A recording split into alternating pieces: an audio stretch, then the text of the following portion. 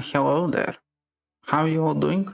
Hope you're doing well. Larian gave us a brand new CRPG. Before I talk about it though, I want to give some history about the studio. Larian's main IP is Divinity. In order for them to purchase D&D's IP, they had to prove to Wizards of the Coast that they can pull it off. Both of Divinity original Sin games have seen amazing successes on the Kickstarter platform, Steam Early Access, and later when they entered the market as finished products, which enabled Larian to get its funds and to get its hands on the Dungeons & Dragons IP. I'd even go so far to say that Larian's been doing amazing work. Divinity, Kingmaker, Pillars of Eternity, together with Disco Elysium, gave the CRPG genre some much needed revitalization. The game is using the 5th edition of the Dungeons & Dragons rule set. However, it is a modified rule set that will be slightly favoring the player, as well as some other tweaks and modifications so it can function better in the game format. Baldur's Gate 3 would enter development as soon as Divinity Original Sin 2 was released. They would put it into early access 3 years later in 2020 in order to get community feedback and extra funding. Release would happen on the 3rd of August 3 years later. Lot of trees there. It would prove an excellent success, entering the most played of all time on the Steam's list, and lodging itself into the 2nd place in just 2 weeks. Technical stuff. Before I talk about the gameplay, story and everything, first I have to talk about the boring stuff. One thing to know is that your issues might vary system to system, so having that in mind, I am playing this game on a system with Windows 10, AMD Ryzen 7 5800X, 16GB of DDR4, M2 Samsung Pro 980 and GTX 1660 Ti, running it at a standard 1080p resolution. The game will let you select between 2 settings in the launcher, DirectX 11 and Vulkan. Playing on Vulkan and medium settings, I'd experience some crashes here and there. Once every 3 to 4 hours would be the average crash time for me. This can likely be attributed to me loading and reloading a bit too many times. I am not sure if this can be taken as a criticism since I'm not using an AMD GPU though. And onto DirectX 11, this starting setting would prove to be way more stable, probably because DirectX 11, it's been around a while. On medium settings, which is I use to record most of my footage, is where I got some visual glitches. These make the hair look pixelated sometimes, and the cape and any type of fur or hairy stuff sometimes dislodging. The best example is the Red Prince cape. This only tends to happen to me on medium though. I usually had stable performance on Ultra. I say usually because the game would drop frames sometimes. I'm just going to attribute that to my finely aged and fermented GPU. Having said this, I'm pretty resistant to all nature of technical issues and jank that video games can have, so I personally don't mind this. And I don't really have any complaints regarding the game performance. Not that I can make any, considering that the hardware I run it on is not the best, shall I say. So that means that this game is very well optimized. Small disclaimer though, I started playing on release, which will likely mean you won't experience some of these issues yourself. Now that the boring technical stuff is out of the way, I can breathe a bit easier. This is not going to spoil much, except maybe 20 seconds of the first 25 minutes. You wake up in a dimly lit alien-looking chamber. Some squid guy is putting penis slugs into people's eyes. The game is letting you know that you as the main character won't be able to rely on plot armor to save you from penetration. Once the cinematics are over, you spawn where you got your insertion, and fast forward to where you get bricked off the ship and wake up on the beach. This is effectively where tutorial ends. Did you really think I'm not going to spoil the tutorial even a little bit? Deal with it. Larian literally spoils it more with their trailers. Where was I? The beach. Yes, you wake up with minor head trauma, your newfound insertion is urging you to get rid of it. This will be used as the main objective for now. By the way, is waking up on a beach a reference to Divinity Original Sin 1 and 2? I am not sure. You might have met and had help from companions on the ship before. That won't matter, because this is the map where you can find them and recruit them to your cause. Introductions with these characters fit their team and their assigned class. This helps add more flavor to them. Companions will tie into the main narrative of the game in more ways than you think. My favorite one has to be Karlak, followed closely by Gale. Story feels like playing a D&D campaign with Larian as your dungeon master. Now, why do I get that feeling? Well, you can approach quests from many different angles. In classic D&D fashion, you can straight up convince someone to kill themselves, leave you alone, or let you pass, even join you, steal a quest item, and so on. Your character and its build will impact the narrative. You can't wander away from the script too much.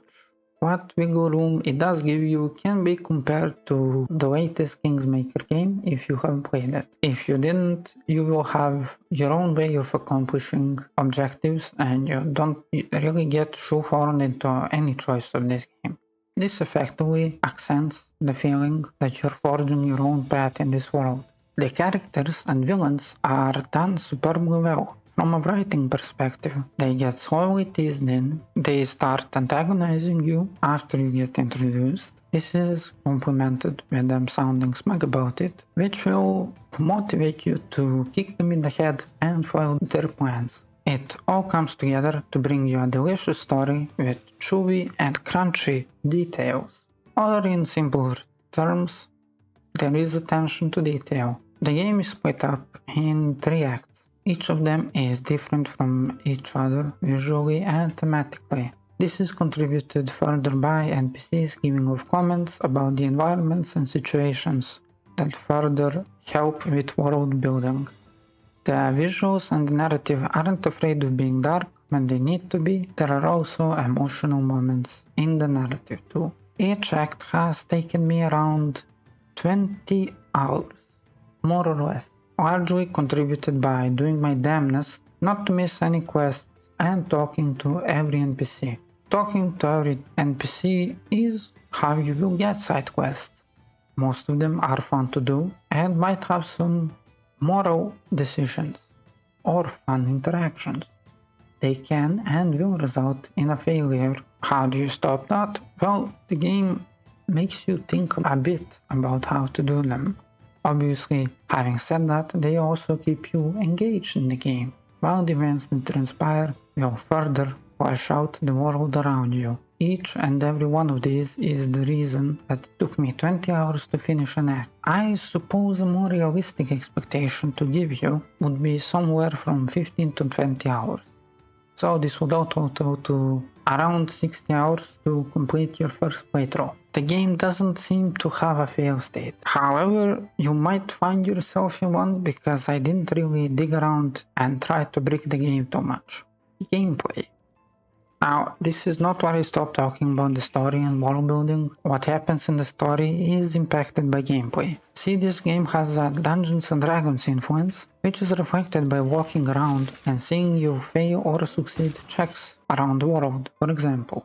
These checks or dice rolls that happen in the background can range from giving you loot to opening shortcuts, revealing new areas and shortening some quests.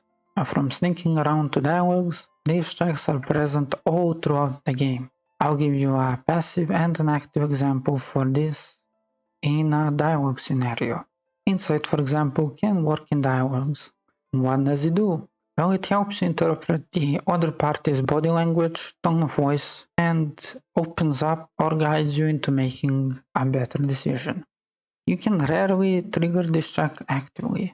It usually happens in the background while you're conversing with someone. That is why I called it passive. Persuasion is my example of an active dialogue option.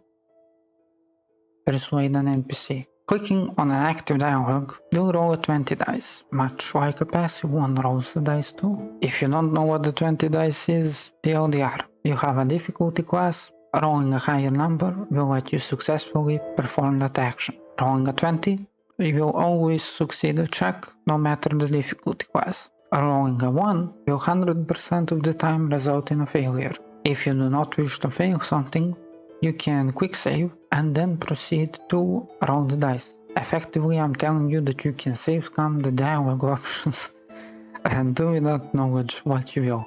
Do note that not every decision needs to succeed. There is no need to force it, if you will. Anyway, this is a large part of what contributes to Arian feeling like your DM.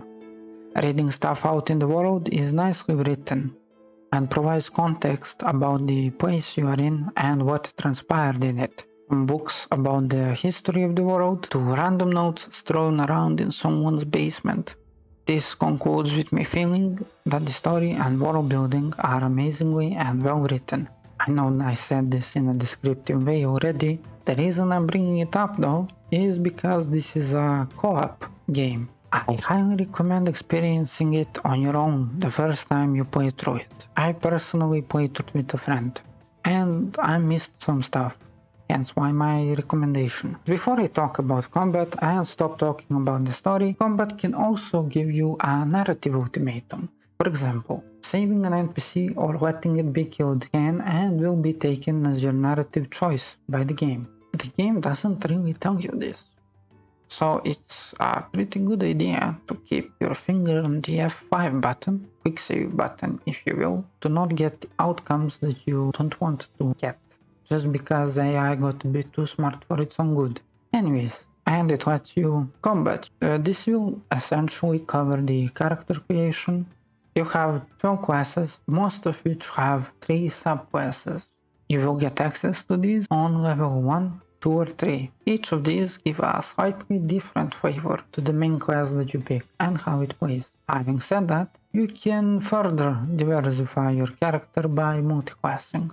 Decent example is multiclassing a warlock into a sorcerer, both of which scale off of the same attribute, charisma. You can easily divide these into magic classes. These will scale tremendously well, from damage to spell utility to CC. They take a while to scale and are significantly harder to keep alive, especially early on in the game, compared to melee classes. These are pretty good early to mid game, and they can and will become a monster in late game too, so long as you build them correctly. Support classes, basically bards and life clerics, is the first thing that comes to mind. It's a support, it's nothing really too game breaking. Buffing, healing your party, and then hitting the enemy with some debuffs and crowd control will come handy in your scrapes. Can you break the game?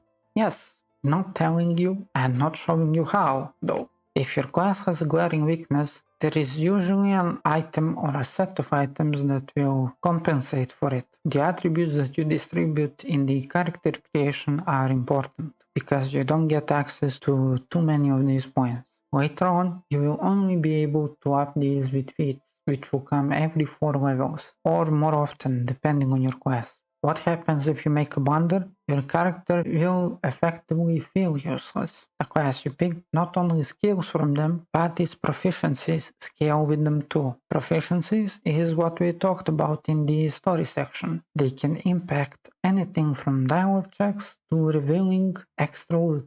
So, what do you do if you make a blunder? Do you have to restart the game? No, not really. You can find a respecking NPC that will make your build choices significantly less impactful for a small price. This NPC can be found very early on. How do you avoid ruining your experience? Well, the game will give you a nudge in the right direction. For example, if you pick Rogue, you will see a star below your dexterity attribute. This tells you what your class scales up. Character building and creation isn't as complex as kingmaker, but it doesn't need to be. It does its job. You will usually feel pretty good about leveling up. Leveling is something that you will look forward to because every class will give you new tools to play around with. Now we have to talk about hitting the enemies.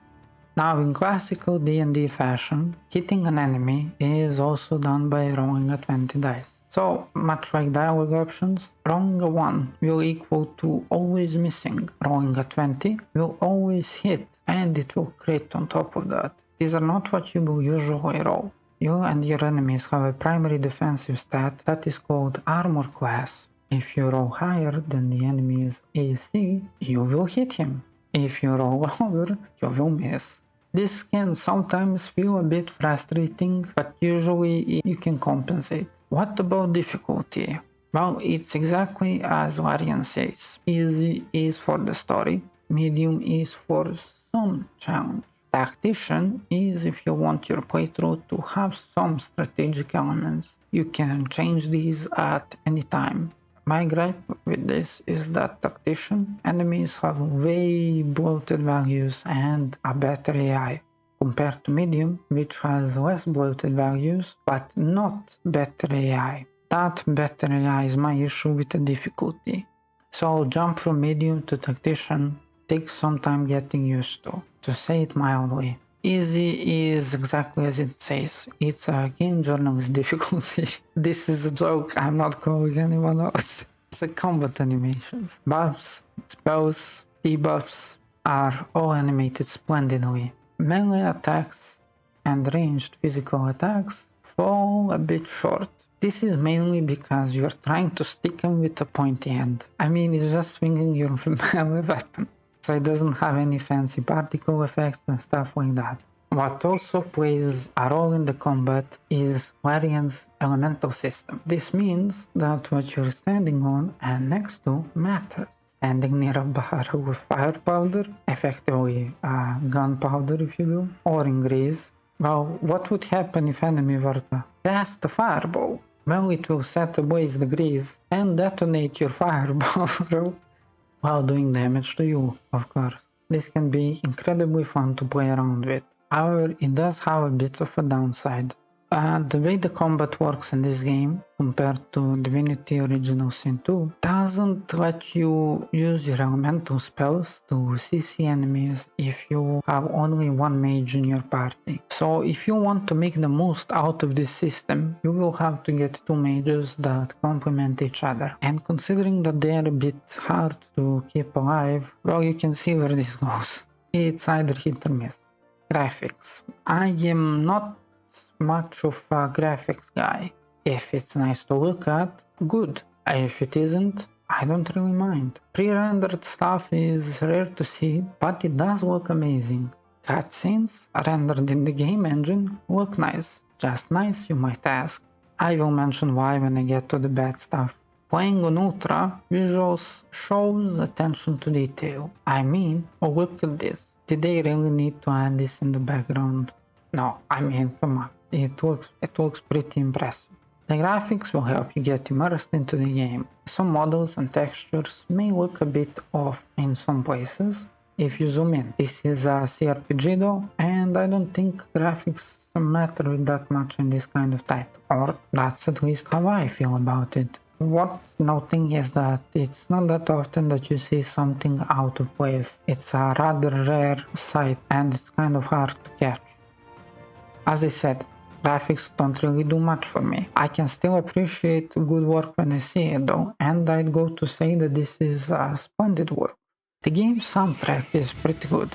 Most of it is a joy to listen to. This is dependent on individual taste mostly, but if you happen to like fantasy medieval settings, you will very likely like the soundtrack of this game. If you happen not to like it, you can always bump down the music setting down to 0. The random sounds you get throughout the game, such as passing checks, make you pay attention to the surroundings.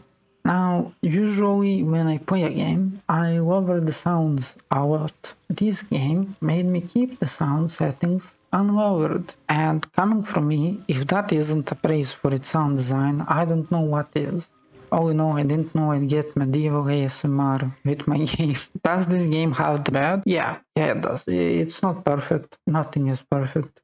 This is the part where I said I'm going to talk about it later when I talked about rendered cutscenes. Even if they are motion captured, can look janky as hell sometimes. Quality kind of varies. 95% of the times though it is very consistent. Or should I say 98% of the time? Not sure on that one. Facial animations are there, however, they don't always fit with what's happening. And now to the thing I hate and use the most. Auto-pathing will work against you sometimes.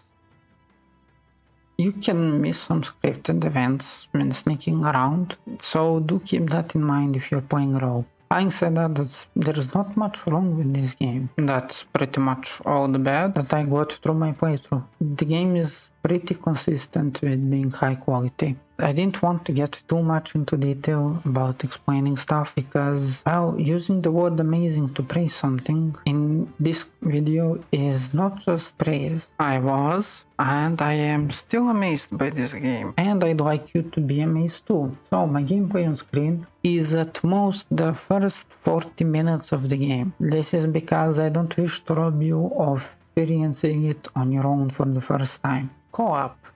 If you enjoyed these games co-op and you're looking for the next thing, I highly recommend Divinity Original Sin 2 if you haven't played it. It's a bit less of a complex game than this one. You can also just play through this game again with your friend, because this title actually has a replay value. And yeah, that's pretty much my review. There is no rating. If you are into or are trying to get into CRPG, this will probably do the trick for you, like it did the trick for me. I enjoy this game very much, so naturally I recommend you buy it and play it. Worth mentioning is that it's also out on GOG, which means that it has no malware.